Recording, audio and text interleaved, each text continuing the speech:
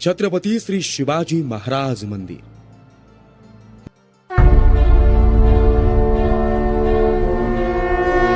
महाराष्ट्राच्या आधुनिक इतिहासात सुवर्णाक्षरांनी लिहिलं जावं असं अद्वितीय आणि अलौकिक कार्य म्हणजेच छत्रपती शिवरायांचं कार्य। हेच शिवकार्य आणि शिवविचार प्रणाली आजच्या आधुनिक पिढीला कळावी आणि त्यातून शिवरायांना अपेक्षित असणारा महाराष्ट्र घडावा हा उदात्त हेतू डोळ्यासमोर ठेवून निर्माण होत आहे भव्य दिव्य छत्रपती श्री शिवाजी महाराज मंदिर।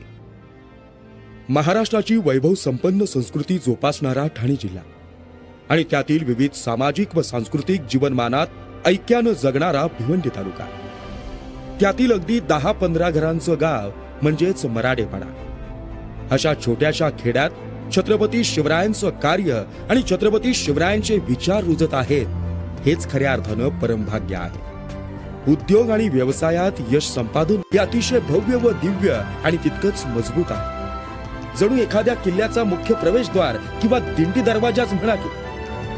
प्रवेशद्वाराचं बांधकाम हे दगडी आहे। दोन्ही बाजूला संरक्षक म्हणून 2 बुरुजांची रचना, प्रवेशद्वारासमोर हत्ती आणि मावळ्यांचं नियोजन आहे। आजूबाजूचा परिसर दिसावा याकरता काही गुप्त जागा नजर ठेवण्यासाठी बांधल्या गेल्या। मुख्य प्रवेशद्वारातून मंदिराच्या गाभाऱ्याचं दर्शन होतं। आत प्रवेश केल्यानंतर समोरच गाभारा आणि सभामंडप सदर आहे। गाभाऱ्याच्या डाव्या आणि उजव्या बाजूला सुंदर अशा ऐतिहासिक दीपमाळा बनवल्या। गाभाऱ्यात भाविकांना प्रवेश करता यावा याकरता 3ही दिशांना पायऱ्या ठेवण्यात आल्या। गाभाऱ्याच्या 4ही बाजूंना कळशांची रचना आहे। मुख्य गाभाऱ्यावर सर्वात उंच कळस बनवलाय। हेमाडपंथी आणि शिवकालीन कलाकुसरींनी त्याची रचना केली गेली। गाभारा हा अनेक कोरीव खांबांवर उभा आहे। अत्यंत सुबक आणि दगडी कोरीव कारागिरीचं दर्शन त्यातून होतं। मंदिराच्या 4ही बाजूंना 4 सुंदर बुरुजांची रचना आणि त्यामध्ये कार्यालय, ग्रंथालय, शिवकालीन वस्तू संग्रहालय आणि प्रसादासाठी दालन अशी व्यवस्था केली आहे। शिवसृष्टी ही मंदिराच्या 4ही बाजूच्या तटबंदी आणि भिंतींवर साकारलेली दिसून येते।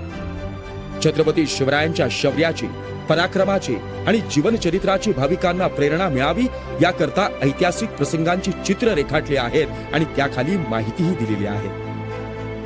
अत्यंत सुंदर रेखाटन, चित्रकारी आणि रंगसंगतीनं आपण शिवकालात प्रवेश करतो। तटबंदीवरून चालताना चतुर्सीमांचा निसर्ग तुम्हा आम्हाला अनुभवता येतो। मंदिराच्या आत अत्यंत मनोहारी व मनप्रसन्न व्हावं याकरता बगीचा आणि फुलझाडांची लागवड करण्यात येणार आहे। हे केवळ मंदिर नसून आधुनिक पिढीला शिवकार्याची प्रेरणा देणारं शक्तीपीठ व्हावं अशी संकल्पना राबवली जाणार आहे। शिवभक्त हो,